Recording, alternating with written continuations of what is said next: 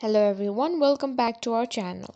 Today we're diving into something a lot of you have been asking about, how to add filters to your WhatsApp video calls to spice them up. Before we get started, make sure your WhatsApp is updated to the latest version to access all the newest features, including video call filters. Adding filters to your video calls can make them more engaging, especially if you're calling someone on a special occasion or just want to add a bit of fun to your conversations. So let's jump right in. Step 1. Open WhatsApp and start a video call with a contact.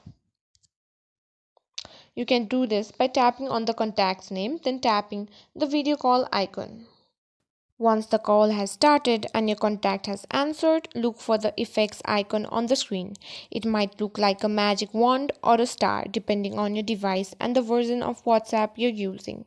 Tap on the effects icon and a selection of filters will appear at the bottom of your screen.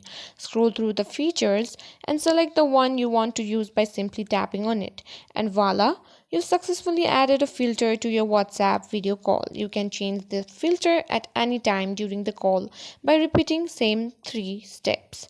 It's that easy.